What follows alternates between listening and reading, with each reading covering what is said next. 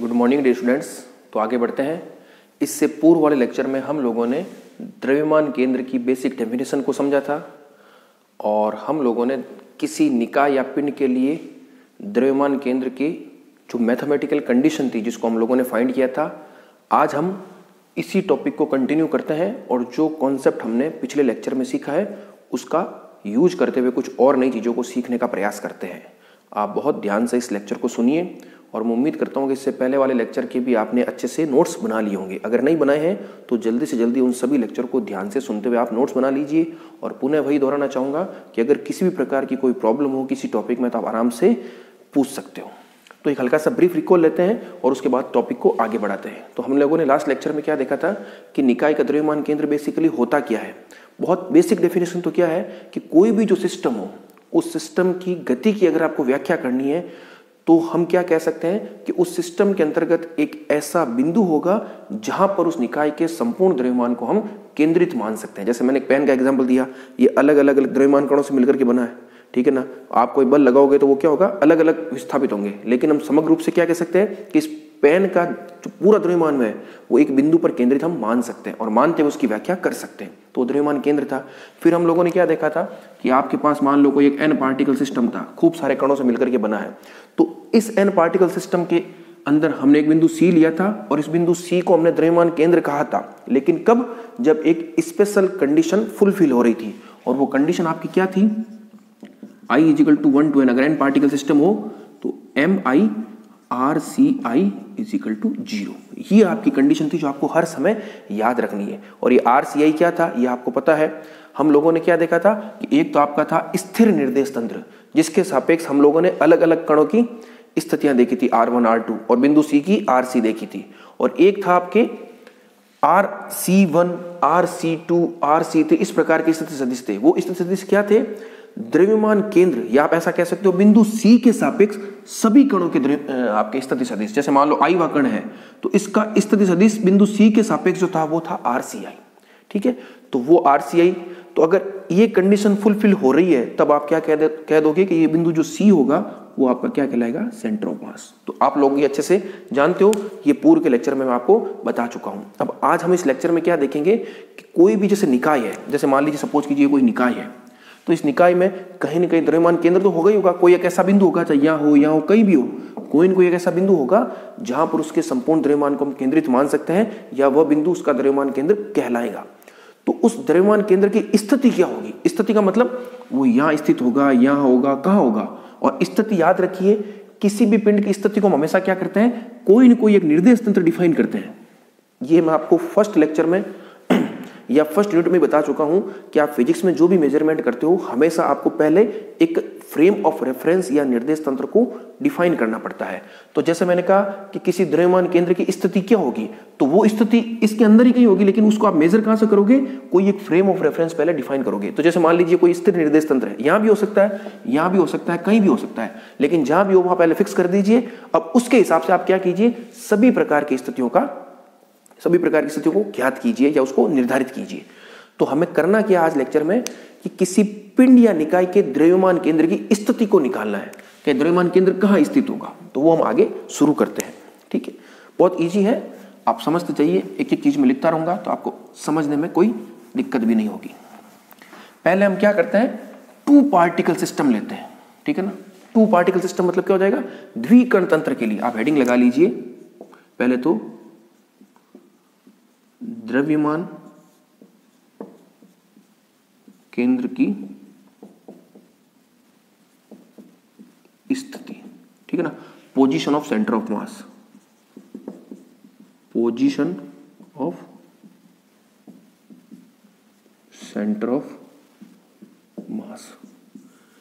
पिछले वाले लेक्चर में शायद मैंने सेंटर की स्पेलिंग CNTRE लिख दिया है, तो आप उसको करेक्ट कर लीजिएगा। सेंटर की स्पेलिंग CENTER है, ठीक है ना। ये छोटी मोटी अगर इस प्रकार की कोई करेक्शन हो तो आप स्वयं भी कर लीजिए कीजिए, ठीक है ना। बाकी मैं प्रयास करूंगा पूरा, कोई दिक्कत नहीं है। तो द्रव्यमान केंद्र की स्थिति, हम पहला केस लेते हैं द्विकण तंत्र के लिए, यानी आपका जो एकदम सिंपल सिस्टम हो, 2 पार्टिकल सिस्टम, यानी आपके पास 2 ही कण है जिनसे मिलकर के पूरा निकाय बना है। ठीक है। तो उसके लिए हम क्या निकालते हैं, द्रव्यमान केंद्र की स्थिति। तो सबसे पहले आप क्या कीजिए, ये मैंने ले लिया कोई फ्रेम ऑफ रेफरेंस, ठीक है। अब कोई दो कण है, तो मान लीजिए एक कण यहाँ पर है, इसको मैंने M1 कह दिया, एक कण मेरा यहाँ पर, इसको मैंने M2 कह दिया। इन दो कणों से मिलकर के कोई निकाय बना है, तो M1 कण की स्थिति सदिश मेरा क्या हो जाएगा, R1 हो जाएगा, ये क्या हो जाएगा, R2 हो जाएगा। और इन दोनों कणों से मिलकर के जो निकाय बन रहा है उसका द्रव्यमान केंद्र मान लीजिए इनको मिलाने वाली रेखा पर ही कहीं स्थित है, सपोज कीजिए यहाँ पर इस तरह से, यहीं पर कोई C है, मुझे नहीं पता वो बीच में है कहाँ है, वो कहीं भी हो सकता है, वो अभी हम निर्धारित कर लेंगे। मान लीजिए कहीं पर बिंदु कोई C है, अभी मैं इसको C कह रहा हूँ, इसको मैं CM नहीं कह रहा हूँ, ठीक है ना। तो उसका स्थिति सदिश क्या हो जाएगा, RC। ये एक जनरल डायग्राम है जो मैंने बना दिया। और अगर आप इस C से मेजरमेंट करोगे इसका, तो ये क्या हो जाएगा, RC1, और C से मेजरमेंट करोगे इसका, तो ये क्या हो जाएगा, RC2। ये तो आपको पता है।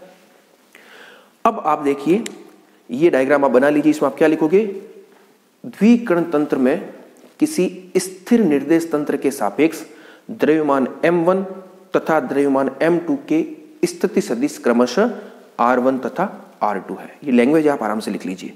तथा कोई बिंदु C है जिसका निर्देश तंत्र के सापेक्ष स्थिति सदिश RC है।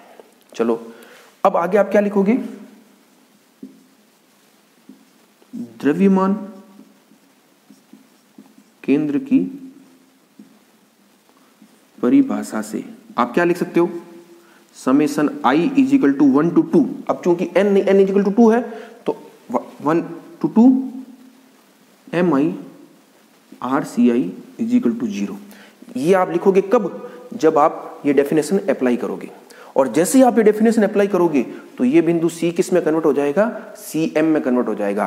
और ये जो RC है वो किस में कन्वर्ट हो जाएगा, RCM में कन्वर्ट हो जाएगा। याद रखिए ये अप्लाई करने पर। तो चलो इससे मैं क्या लिख सकता हूं, M1 RC1 plus M2 RC2 is equal to 0। ये दोनों एक ही चीज है, ठीक ना। आप चाहे ऐसे लिखिए चाहे ऐसे लिखिए, दोनों एक ही बात है। ये केवल एक कंडीशन है, और जब ये कंडीशन फुलफिल हो रही है तब आप क्या लिखोगे, इस स्थिति में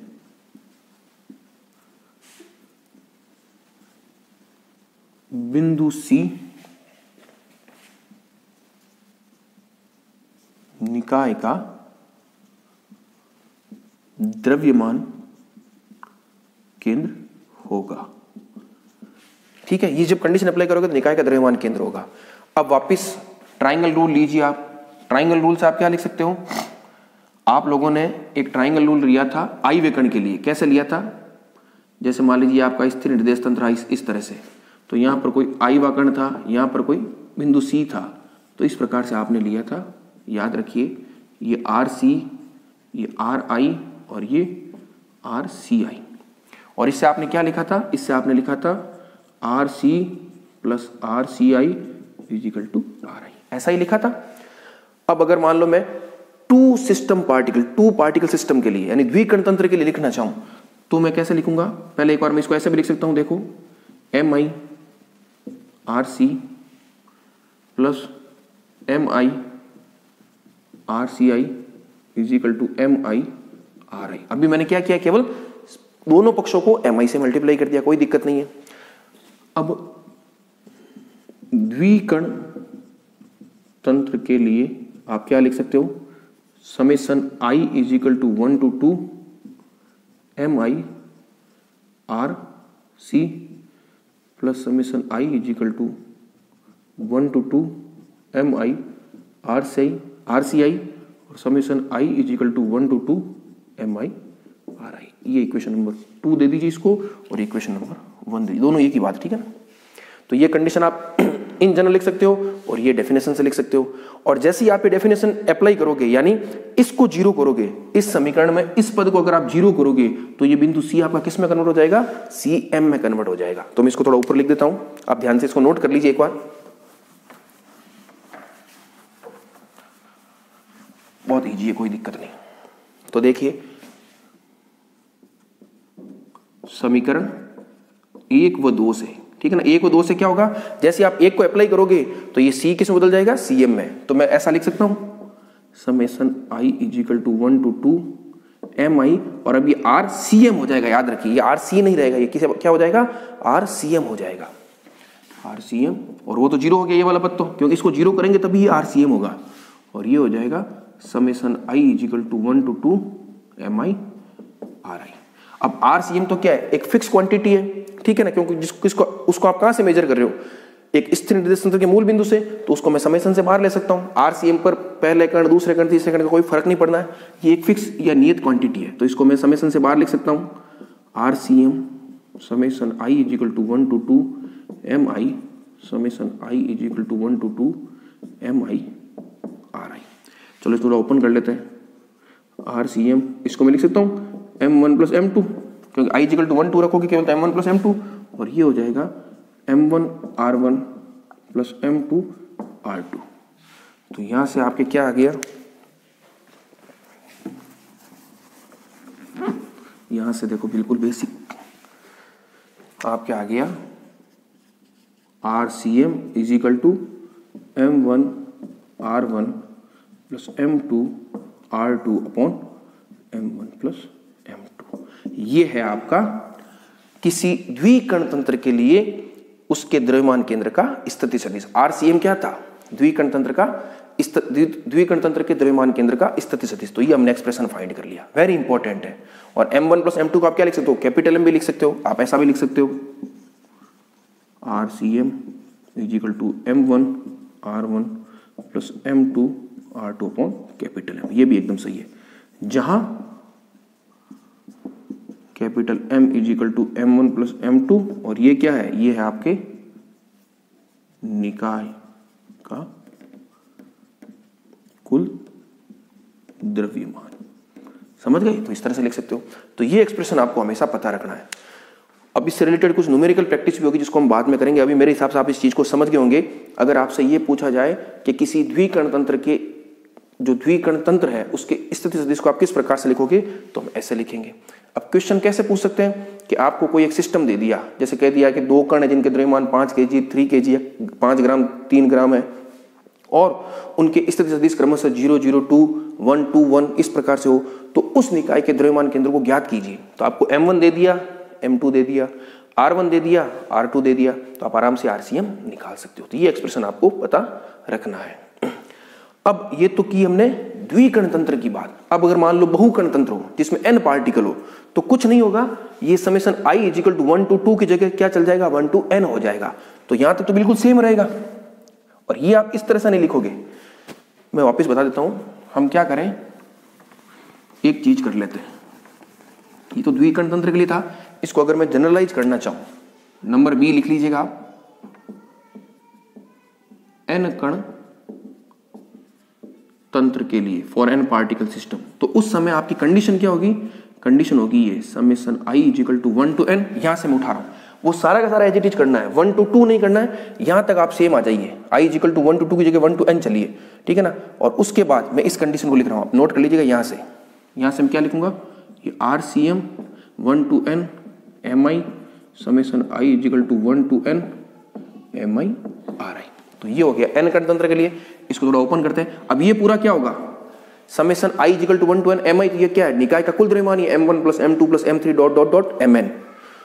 तो इसको मैं ऐसे लिख सकता हूं, RCM is equal to m1 r1 plus m2 r2 plus continuation में चलेंगे mn rn, और ये हो जाएगा m1 plus m2 plus mn।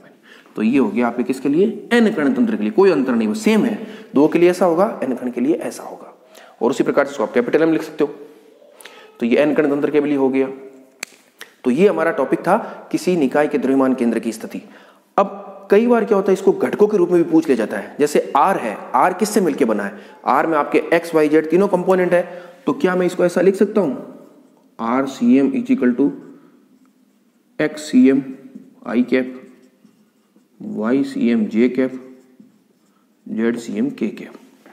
उसी प्रकार से ये जो आपका R है, सिंपली उसको मैं लिख सकता हूँ XI cap, YJ cap, ZK cap. R1 क्या हो जाएगा, X1I cap, Y1 J cap, Z1 K cap. R2 क्या हो जाएगा, X2I cap, Y2 J cap और Z2 K कैप। उसी प्रकार से तो अगर आपको घटकों के रूप में पूछ लिया जाए तो आप कैसे लिखोगे, अगर मैं XCM पूछूं तो एक्स सी एम पूछूंगा तो क्या करेंगे, इस साइड तो केवल आई कैप के जो साथ वाला होगा उसको लेंगे तो एक्स सी एम हो गया, और इधर भी आई कैप के साथ कौन कौन होंगे, m1 x1, y1 नहीं आएगा क्योंकि y1 किसके साथ आएगा, j कैप के साथ आएगा, जबकि हमें केवल आई कैप वाला चाहिए।